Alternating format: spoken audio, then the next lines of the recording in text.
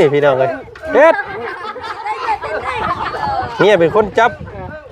โอ้โอ้ยู่ไปน้ำครึ่งเน้มหน้าพุ่นมีชุดหน้าสบายเด้อช่วย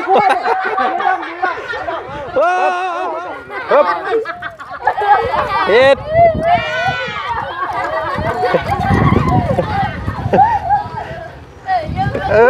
มันต้องขี่แบบนี้เนาะ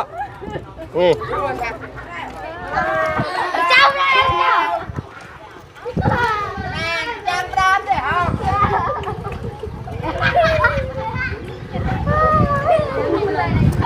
เอามาถ่ายรูปเลยถ่ายรูปน้ำแน่ถ่ายรูปในเนมกล้องเด้อเนมกล้องเด้อ1 2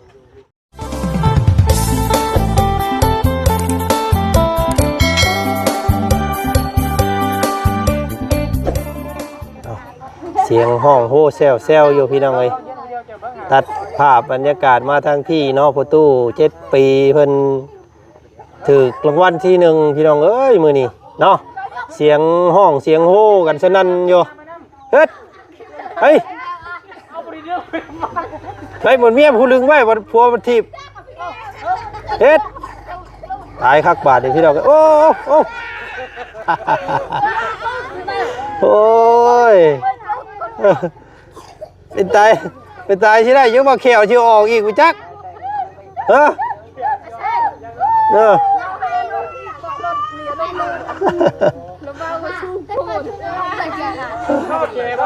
พอจะมีกระเจป่ะกระเจ10ป่ะกระเจ12บ่มันสูงโพดเอากระเจ12มาอยู่นะไอ้เอามาหันลงให้พ่อให้พ่อตู้เพิ่นหั่นโอ้ยข่อยเบิ่งคักแล้วนี่ยันซื้อรถมานี่ยันเขียวแล้วหายไปอีกอยู่นี่12บ่โดยดูเบิ่งอยู่หั่นเสียงประตูแขวเฮียรอบ2เลยเนาะบาดข่อยเบิ่งคักแล้วนี่พี่น้องเอ้ยจำรถจำเลยบ่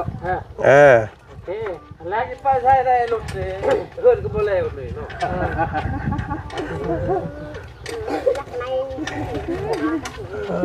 คนหุ่มยุบอยู่พี่น้องไงนึกว่าเสียงอีหยังเนาะแซวอยู่เอาเมียขึ้นไปนั่งน้ำ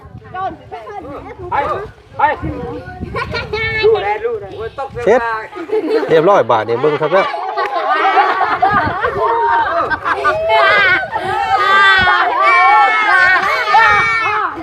ข้ากระไรเลยโอ้นี่พี่น้องเลยเฮ็ดเมียเป็นคนจับโอ้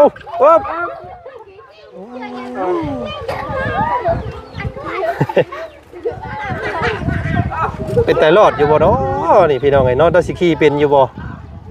ตู้เอ้ยบาทนี่เฮ็ดเอวแข็งไรเจ้าอย่าเข้าคุณพ่อก็ได้เจ้าน่ะเจ้าเฮ็ดตัวนี้ไปนี่นะตอนนี่ไปตอน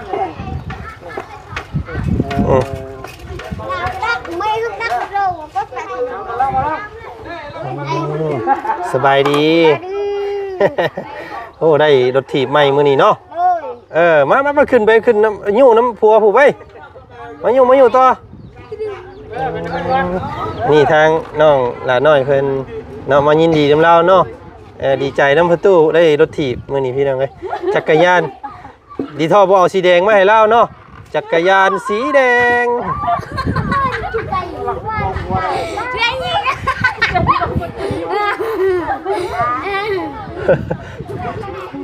พี่น้องเอ้ย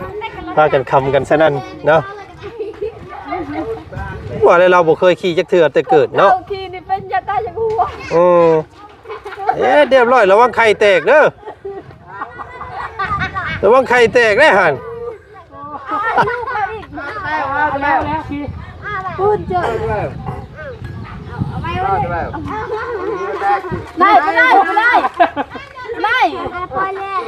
ลงมาพี่แกไม่ตามเบรกเลยตะเบลเว้ยไปเลยลูกคือสิขี่เป็นอยู่ลูกเราเนาะขี่มาพี่เด้อขี่ลงมาพี่พึ่งครับ โอ้ยบ่เป็นคือกันลูกก็ได้ โอ้ยจูงไปว่าจะเป็น แม่จะไปโอ้ ขี่ลงมาพี่ขี่ลงมาพี่ ไหน ขี่ลงมาค่อยนี่ ขี่ลงมาค่อยนี่ขี่ลงมาค่อยนี่ ไอ้ลูกเทพตลาดนึงอ่านปล่อยเลยปล่อยเลย นั่งลงมาเลย นี่เลยเจ้าเลยเบรกไม่เบรกได้กันเบรก มันจะกันไปไป แล้วสัตว์เนาะครอบครัวเราบ่มีไผเป็นจักคนยากอยู่แล้วแบบนี้ ปรับใหม่ ไปประตูไปขึ้นมันอยู่ค่อยผู้ปล่อยลงมาพี่ ตีเต็มเบรกเลย เอาขึ้นไปอีกนิดนึง ไม่จะตีเลยเบรกปลาหัน ta tết được cái giả cái trong đại nờ được để cứ cho nào cho cứ cọ cho các bác thì mình ra cái cặp มันต้องให้อันผู้ใหญ่ได้จับให้เราเนาะ cho rồi อึ๊บยู่ไปนำครึ่งแนมหน้าพุ่น mình chút này các bác đây cua cuaเอา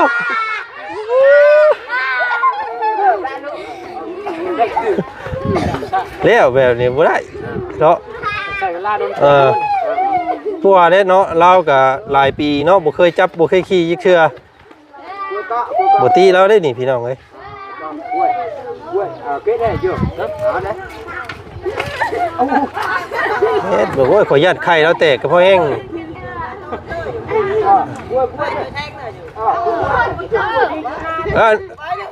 แนมทางหน้าเลยพากันหัวสนั่นหวันไหวเนาะ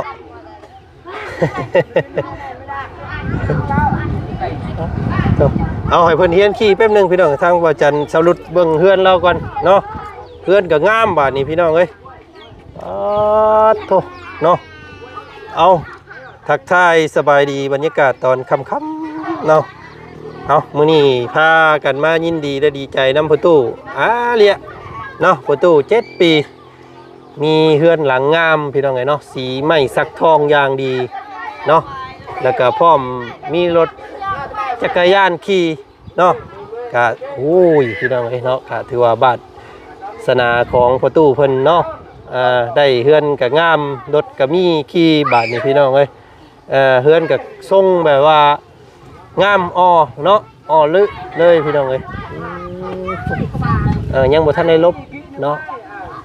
ยังบ่ทันได้ใส่แผ่นลบโอ้ยเฮือนทรงนี่ถือว่าสบายเนาะอยู่แบบว่างาม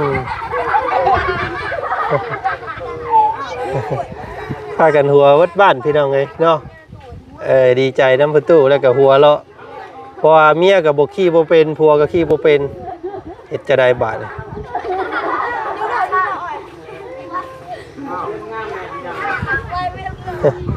น้องน่ะน้อยเจ้าก็ขี้เป็นบ่ขี้เป็นเจ้าเนาะให้น้องน่ะน้อยเพิ่นขี่ลองเบิ่งอยู่เจ้าซ่อนเอา1 2ปั๊บปั๊บ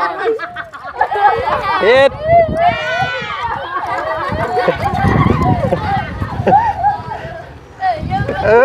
มันต้องขี่แบบนี้เนาะนี่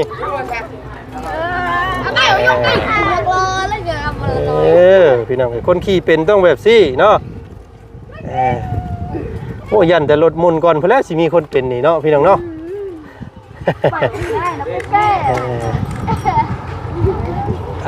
บางสูบเพิ่นก็ซื้อมาให้แล้วเนาะเวลามันตีมันอ่อนพากันสูบเติมเอาแล้วดมมันเด้อไม่ครับเนาะมีผู้ใดมาหาแน่น้องมื้อนี้ทางเจ้าเขาเสียงนะครับบ่าวบุญบ้านป้าจานลาวเพิ่นบ่ได้มาบ่มื้อนี้โอ้เด้อส่งอีหยังเกาะยังขาดหยังแน่ส่งใบประตูใกล้ได้นี่เนาะใกล้สิได้ขึ้นเฮือนใหม่แล้วเด้นี่พี่น้องเอ้ยบ่ได้พักแล้วเนาะโอ้เพิ่นหยุดบ่โดยหยุดชักไข่เขาจักมื้อเพิ่นหยุดสิได้3 มื้อนี้เหรอสร้างบ่ได้มา3 มื้อนี้ล่ะโอ้แสดงว่ายังบ่ทันได้เฮ็ดหยังเลยซะนี่เนาะ โอ้ยคำว่าสร้างเพิ่นบ่หยุดนี่หอยแล้วได้นี่เนาะเพิ่นเฮ็ดให้เพิ่นก็เลยพากันหยุดเนาะอ๋อจ้าจังพ่อจังว่ายังบ่มีความคืบหน้าเนาะประมาณมื้อใดเพิ่นสิมาน้องเพิ่นว่า ทิศหนึ่งแล้วนี่หักกระชามือประมาณ ยังอีก4มื้อเนาะ3มื้อ4มื้อเอาโดยเอาดีใจน้ำพ่อตู้เพิ่นได้มอเตอร์ไซค์ไว้โมเมนต์จักรยานเนาะมื้อนี้ เป็นที่บ้านเลยออกไปบรรดุนี่เลยเล่นตัวนั้น มาชมความน่าฮักของพ่อตู้เพิ่นน้ำกันมื้อนี้เนาะกะพากันหัวกันซะนั่นพี่น้องย่านแต่แขวแล้วหลุดออกอีกแล้วข่อยเนาะ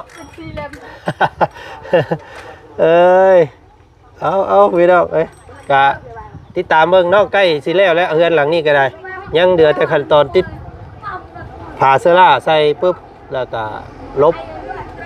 เนาะก็ถือว่าอ่อลึเนาะให้เมียเล่าเบิ่งอยู่ขึ้นครับจะว่าเป็นกว่าไปจักมาให้น้องละน้อยจับให้ไว้มาลองเบิ่งอยู่บ่เป็นเป็นนั่นหรอ เอ้ยเนาะ ยันแถวมันไปลินไปชาวต่อ บ่เคยขี่จักเทื่อบ่โอ้บ่เคยมีเนาะได้สิขี่เป็นซะบัดนี้ลองขึ้นเบิ่งอยู่จักบาทบ่ลองบ่หึขึ้นขี่เบิ่งอยู่ ตัวนี้มันก็แพ้แล้วตัว โดยให้อันสร้างเพิ่นนั้นหันใส่บ่ได้เนาะสูบก่อน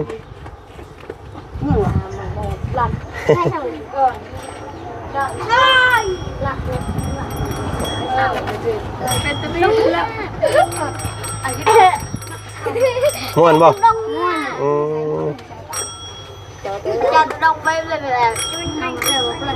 สิเที่ยวมาบีบแต่อันนี้แล้วบาดนี้พี่น้องเอ้ยเนาะพอได้อันได้ยินเสียงมันก็ยังดีขี่บ่เป็นได้ยินเสียงก็ยังดีเนาะเอาลงมาให้แม่เจ้าขี่เบิ่งอยู่นี่เอาโยกออกมาเสร็จบาดนี้พี่น้องเอ้ยเราสิขึ้นผู้เดียวได้แล้วนี่เนาะเอาลองเบิ่งเจ้าเมียสิเป็นคนผัวไปจักเนาะถอยก็ยังบ่เป็นเด้อพี่น้องพุ่นปิดหน้าไปพุ่นเอามาวันนี้ขึ้นโจนนี่คือขึ้นบ่โจนปุ๊บเฮ็ดบาดนี้พี่น้องเอ้ยเอาเป้าเลยมันเลยคึกเอาแล้วซาดบาดนี่ปุ๊บ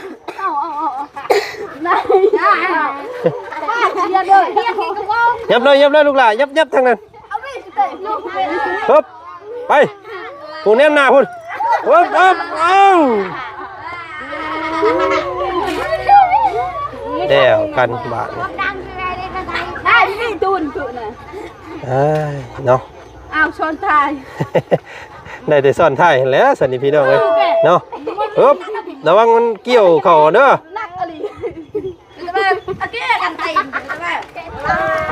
เจ้าแม่จับร้านเด้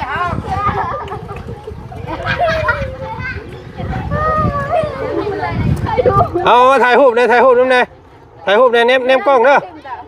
เนมกล้องเด้อ1 2แซะเอาโอเคเนาะกระแลบ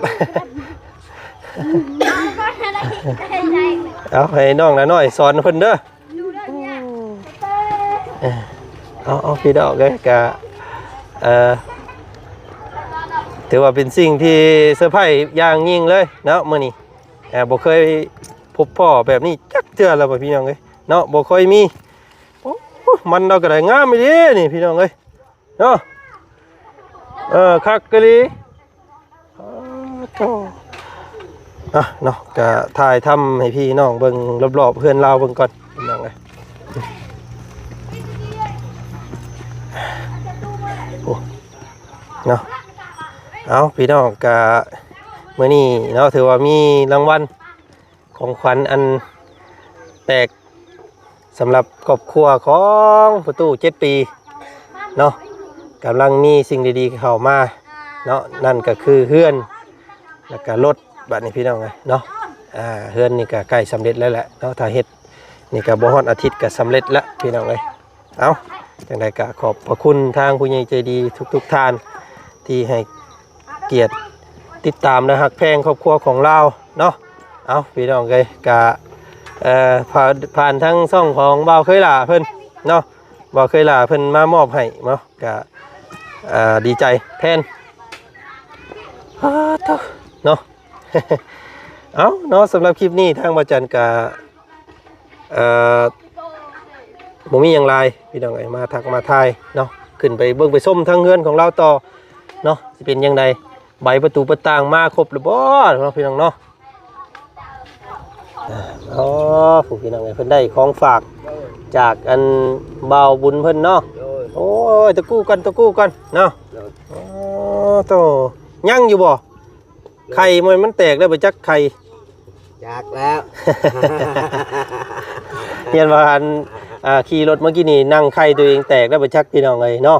เอ้ยเฮาบ่เคยได้แต่ลอยบ่เคยขี่รถบ่เคยได้รถบ่เคยขี่จักเทื่อบ่เคยขี่จักเทื่อโอ้ไปกับหมู่ก็มีรถมีรางก็ไว้ไปเฮียนไปนั่นไปรวมนี่เฮาบ่มีเมื่อตำรวจไปเห็นไปเบิ่งเพื่อนเฮาไปเจ้าทุกข์บอกก็ทุกข์เฮาบ่มีเฮาย่างไปอันนี้ครั้งแรกในชีวิตเนาะนี่เนาะโอ้พี่น้องเอ้ยลูกเมียก็ขี่บ่เป็นจักคนเลยโดยบ่มีไผขี่เป็นเลยพี่น้องเอ้ยเฮ็ดได้สบายนี่สิขี่ได้สิขี่เป็นเฮียนเอาเนาะเฮียนเอาและเฮียนคอยเด้อคอยขี่คอยเฮียนเบิ่งเด้ออย่ามันปั่นมือปั่นตีนเด้อเนาะพี่น้องเอ้ยก็ซื้อให้ขี่ไปซื้อของอยู่ของกินอยู่ตลาดเนาะมันจังบ่เมื่อยเห็นแต่ย่างตลอดพี่น้องเอ้ยโอ้ย่านแต่แขวเหี่ยเพิ่มเติมอีกแล้วนี่ค่อยเพื่อสิเป็นนี่ยันหายไปอีก4เล่มนี่ยังกระเต็กได้นี่เนาะ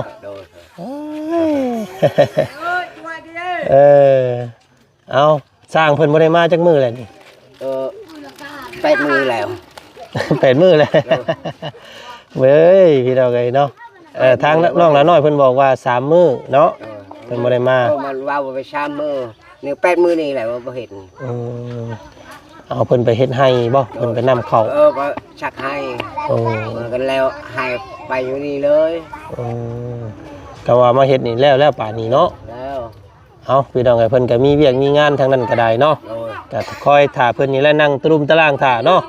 อย่างน้อยมันก็มีสังกะสีเลยเด้โดยสาธุหาเงินหาคำมันได้รวย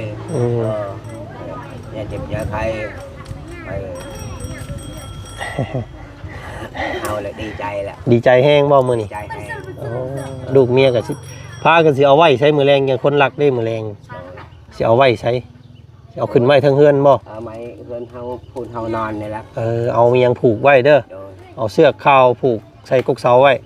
ยันคนโจมไปมื้อแรงเนาะยานี่ก็รถจักรมานี่มาให้คนหลักเชียร์คันนึงแล้วไผรถไผเฮียรถจักรพอใช้รถจักรน้องละน้อยเพิ่นนี่บ่โอ้เชียร์จะดุนแล้วเขามาจูงเอาอยู่เฮือนเลยเอาแต่เฮือนเลยเชียร์จะดุนแล้วเนาะพี่น้องเนาะนี่รถจักรมันชื่อไหมมันได้เงินมันมีได้เงินก็แล้ว